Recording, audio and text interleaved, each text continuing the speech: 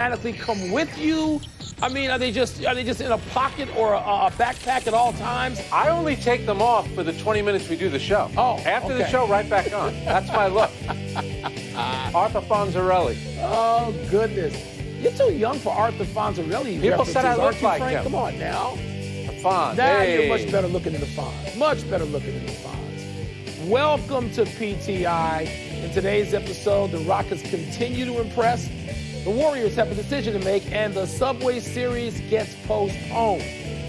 We're going to start with the top seeds in the NBA playoffs bouncing back. The Bucks, who looked so out of it in the Game 1 loss, breezed past the Magic in Game 2, and the Lakers beat up on the Blazers despite LeBron scoring just 10 points. Frank, did both the Bucks and the Lakers, top seeds, convince you they are now out of the woods? You know, Michael, I think they're both out of the woods for the first round. You know, the one thing about Portland, it's a team we want to see them give the Lakers trouble, but Lillard got hurt last night. We know that C.J. McCollum is hurt. What's interesting about both of them as they try to proceed through the playoffs, Anthony Davis had a game that he had to have, 31 in 11 in 29 minutes, and he looks like the second star. What worries me about the Bucks is Chris Middleton, 1 for 8, 2 points. He's now shooting 5 for 20 in the 2 games. So every night, Giannis Antetokounmpo has to go out there and be a great player for Milwaukee to win. LeBron after last, and we know LeBron's going to have great games, but that was a good sign. LeBron scored 10 points, and the Lakers won because they have Anthony Davis. They did. Anthony Davis. And you know what, Frank, I know people will pay primary attention to the numbers, not you, but folks will do that who aren't used to assessing impact. Anthony Davis, 3 or 4 times, just snatched rebounds away from Portland players. And I'm like, oh, my God, this Anthony Davis, this guy is one of the 5 or 6 best players in the NBA. And when he plays like that, and yes, so they did convey to numbers last night. They don't necessarily have to, because when he plays with that kind of energy, and he went to the basket hard, and it took some of the pressure off, and Portland looked tired finally. Portland looked like they had played 9, 10, 11 important games, whatever it was, and that they were just out of it. Now, I don't know if they can bounce back because Dame Lillard, I know it's his going to play. It's not just about playing with Dame Lillard. He's got to be great. And he's got to be at least near great while McCollum and everybody else, Carmelo is great. So I think the Lakers are out of the woods mostly for this round, like you said. I'm not so sure about Milwaukee because of the same reason that you said. Who's the number 2 guy and how good is he? The other day, Frank, the last time you and I talked about this, about a week ago, I made the comparison with Middleton and said, can he beat Scottie Pippen? Can he beat Scottie Pippen? That means not only are you going to have numbers, you're going to have impact and be a great defender. And we're still waiting to see that out of Middleton, aren't we? Yeah, absolutely. And last year, he averaged 20 points a game in the regular season. That number came down to 16 in the playoffs. In 2 games, he has a total of 16 points. Yeah. Now, here's what's interesting, too, about Portland. In a normal year, Portland would say, how great is it? We're 1-1. Yeah. We're going home to Portland. Now you don't get the crowd behind you. And also when you're playing every other day, think about a guy like LeBron, how difficult that could be for him. That's why it was so important. It wasn't even just about getting the win. Anthony Davis needed to do that. If LeBron never plays another game, his legacy is set. Anthony Davis doesn't have a legacy. He's only been out of the first round 1 time, Michael. That's why it was so important for him yesterday, and that's why Chris Middleton needs to do a lot better. The 2 teams, I think, that are hurt most by not having these games in their home, whenever that would be, are, in order, the Portland Trail Blazers, who I just think that crowd and that frenzy and the way they play there, I think it hurts Portland more than any other team, and I'm going with Denver second. And, you know, and so though people can say, oh, LA. No. LA doesn't have the greatest home court advantage. Portland would have it. So, yeah, I think the Lakers must be feeling that they're pretty safe, which, of course, means there's going to be great drama in Game 3 now. Yeah, and I think Dallas would like to have L.A. in their building for a Game 3, which wouldn't be bad. All right, apparently there are people, believe it or not, who picked the Thunder to upset the Rockets in round 1. Imagine that. They must be feeling pretty embarrassed right now after the Rockets pulled away to win last night and take a 2-0 series lead. Chris Paul was 6 for 15, 14 points, just 2 assists, and he said after the game, I got to be better, straight up. It's that simple. Is it that simple to you, Mike? No, but it's that simple in terms of Chris Paul being accountable. We talk all the time about accountability. And you need this in any workplace, but you particularly need it in competitive sports at this level. Chris Paul does that. Chris Paul's not talking about whose fault is. He's playing with a bunch of people who barely shave. They're so young and inexperienced, okay? So Chris Paul didn't have to do that, but that's what he does. That's who he is. And those guys all take their cue from Chris Paul. And so, look, I know that Houston has been not just a better team, they've been superior through 2 games without Russell Westbrook, no less. They've been superior. And I will still look at the Oklahoma City Thunder because primarily of Chris Paul and think they will get game 3, and then we'll see where this series goes. Yeah, I had Chris Paul in my top 5 for MVP. He had a great too. year, and I think he will play better. He was a minus 36 in 37 minutes. That's a tough game for him. What would worry me from Oklahoma City's standpoint was the game got away from them early in the third quarter. It was a 17-0 run. For all but 2 of those points, James Harden was on the bench right next to Russell Westbrook, who had an Iron Maiden shirt on, cut-off sleeve. Whatever happened to the NBA dress code, Mike? But that's what would concern me. Harden did not have a good game. He and Eric Gordon were a combined, I think it was 2 for 21 on 3-pointers, and they still won a game. So you didn't get the signature James Harden performance, and you're still down 0-2 in the series. That's true, but you know, the signature James Harden performances, they are spectacular. But in the playoffs, they are not consistent. Yeah. I mean, we know what Houston's capable of. Not just 2 for 21 with those guys. They're capable of 0 for 26 because we've seen it in a stretch. Do I think that that's going to happen enough now in this series for Oklahoma City to win? You know, maybe not. And it may turn out that I was just wrong about that. But for this game, I've known Chris Paul for a while, all right? And I know you know him, and we both believe he's going to play great. It doesn't mean that Oklahoma City is going to win, but I'm not going against them yet. I got to see more. And by the way, this is on the Houston Rockets. We got to see this consistently from them. They're a team that has championship aspirations. They talk it. They haven't walked it, but maybe they're about to. Maybe, especially when Russell Westbrook gets back. What a boost that would be to any team to get Russell Westbrook added to the roster. Absolutely. And I think Chris Paul will play a lot like Kyle Lowry's been playing.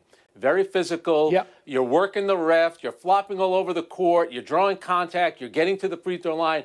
I think Chris Paul, because he's such a great player and such a great leader, he'll do everything in his power. He'll have a big-time response in Game 3. The Minnesota Timberwolves won the NBA draft lottery last night. Enough about that. The real intrigue involves the Warriors, who won the rights to the 2nd overall pick. Golden State hopes to make another title run next season, and the question is whether they'd be better off using the pick on a rookie or trading it, perhaps packaged with Andrew Wiggins, for a star to join Steph Curry, Klay Thompson, and Draymond Green. Frank, what would you do? But I thought you buried the lead for a minute there. I thought you were going to mention the Knicks at 8 and your Chicago Bulls also getting a high pick. I'm very happy. We'll get to that. You know, you mentioned Steph Curry, Klay Thompson, Draymond Green. What's interesting about them, that's the core of the team. They were all drafted by the Golden State Warriors. So I think if they can pick the right player at 2, why not do that? Everyone talks about the fact that it's a win-now team, which it obviously is. Could they package a player? Remember, Andrew Wiggins, once upon a time, was traded in a deal for Kevin Love as the number 1 overall pick, and that helped the Cleveland Cavaliers win a championship. So perhaps you can package it with Andrew Wiggins. But, Mike, do you really believe they can get a player like Bradley Beal? Is Washington going to do that? That I'll consider. Okay, but I don't know if Washington's going to do that. I would do, if I was Washington and I could get the Washington basketball team, not the football team. If I was the Wizards, we can mention their nickname, and I could get Andrew Wiggins and a pick. The 2nd overall pick. I might do it, but let me just say this. Andrew Wiggins on the Warriors is the 4th most important player. He's a hell of a player when he's the 4th most important player, not so much when it's 1st or 2nd. It changes the dynamic completely for Andrew Wiggins. Why not hold on to Andrew Wiggins and just use a draft pick? So in other words, you're telling me, and I want this guy to be left at 4. So I'm betraying myself here. I want Obi Toppin of Dayton to go to the Bulls. But you mean to tell me that 22-year-old kid with that wing talent he's got and that wing span and his ability offensively, he's easily the most important, the polished offensive player in this draft to me. You mean to tell me he couldn't step in that lineup and be their 5th most important player. Yeah. You're not asking anybody to supplant Thompson, Curry, Draymond Green. That's your three. But right. man, if you have Wiggins and the pick, Wiggins and even Weissman to give you size, and that kid's got offense, I kind of like you think they could have a draft pick and still be great. And, and for these teams like the Knicks that fell out of it, they actually dropped a couple of spots. Remember one thing about the draft, and everyone is saying this isn't that deep of a draft. Think about some of the big stars that are in the bubble right now. Donovan Mitchell, the 11th overall pick.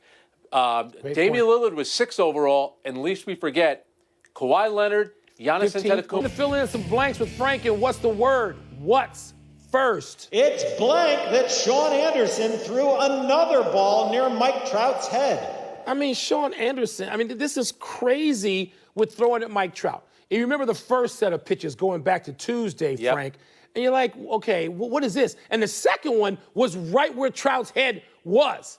Now, last night, you're seeing something here, and my word is going to be fake news. Because even though Joe Madden went crazy, you got to be able to throw inside. You can't just let guys like Trout and Anthony Rizzo who crowd the plate and will take it out on you.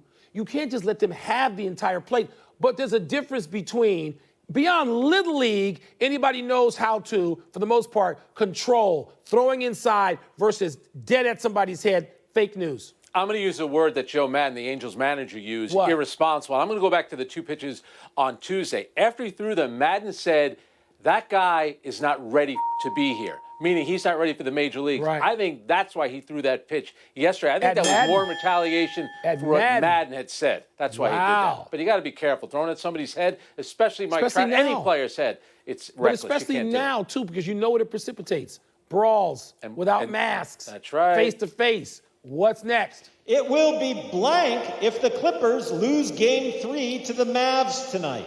All right, we know what we've got now. The Lakers have come off the mat, and they won Game 2 by crushing Portland, all right?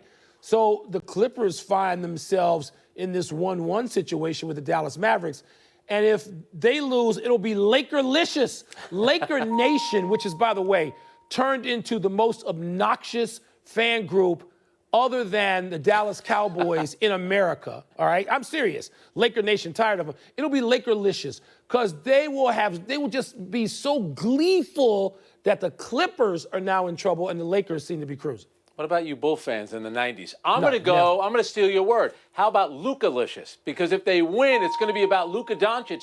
70 points in the first two games. That's the most ever by a player in his first two playoff games. By the way, when I watch him play, a little combo of Larry Bird, Magic Johnson, how about the way, Michael, that he controls the pace of the game? Everything happens at his pace. His ability to make plays and score, just phenomenal. How about that Minneapolis Lakers center from DePaul and Joliet, Illinois? I think he is the leader in terms of playoff points after two games. You talking about George Mikan? Yes, I am. I just wanted to see if I could catch you. I think he's the leader with 75. All right, I'm don't talking leave out modern Chicago day. guys now. Sorry. What's next? Last one. If the Sixers bow out to the Celtics, it will have been a blank season. Well, the Sixers, they've been getting crushed. They got crushed in the second game. I'm gonna say it's an unprocessed season. All right, because I don't know that anybody hated the process, that phony, fake, just dumping games to get higher draft picks for about 7 years. I don't think anybody hated it more than me.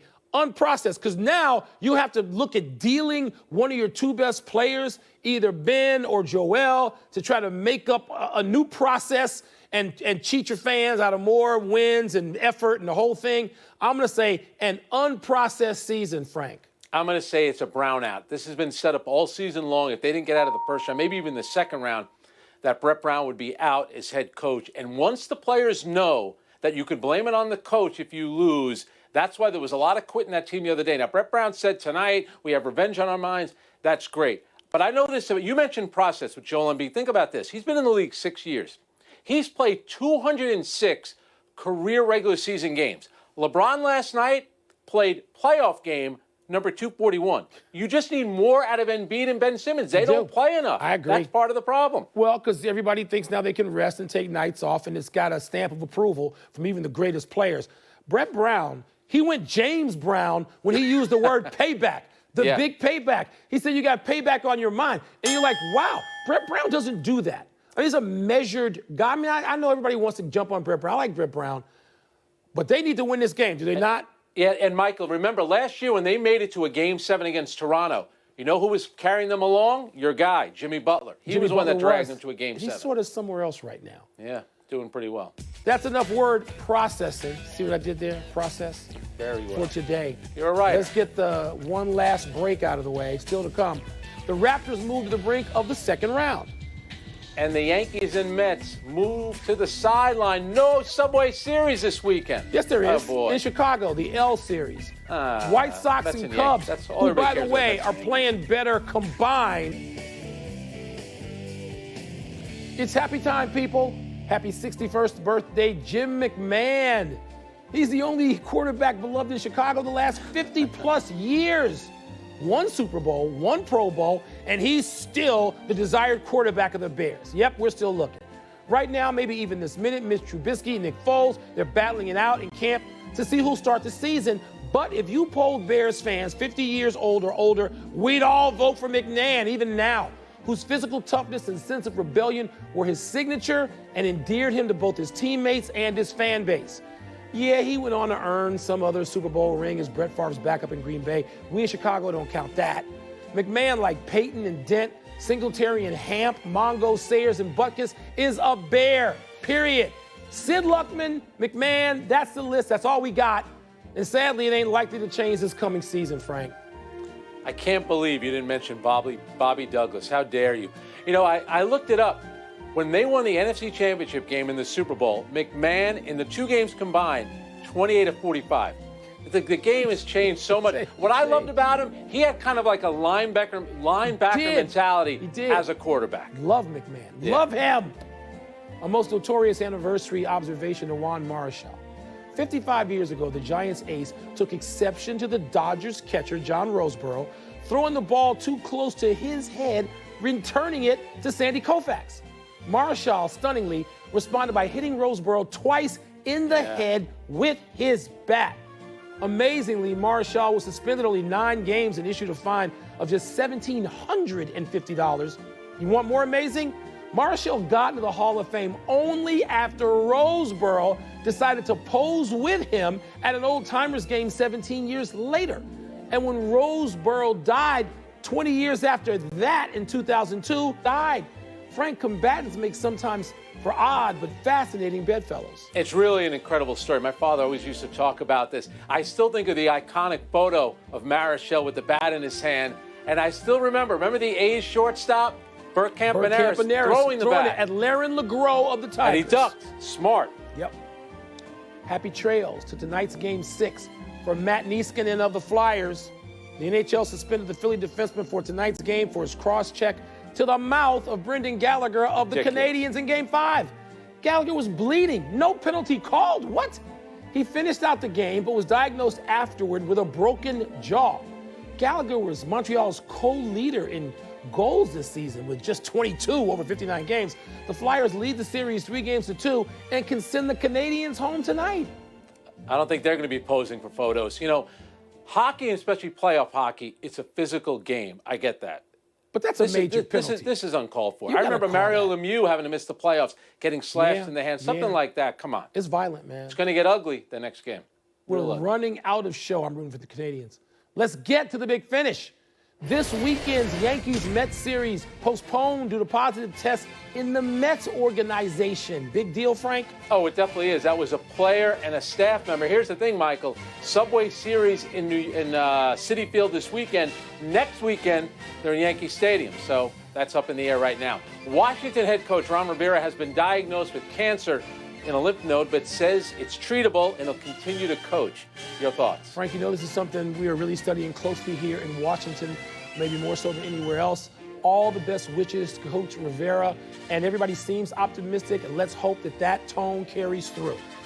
The Padres have hit grand slams in 4 straight games. Is that significant?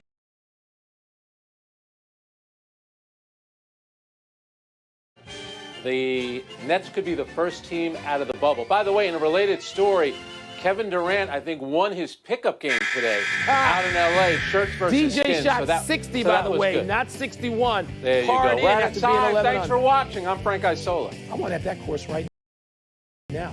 I'm Mike Wilbon. Have a great weekend, knuckleheads. You can get the PTI podcast on the ESPN app or Apple Podcasts. Subway Series in Chicago, Frank. New York.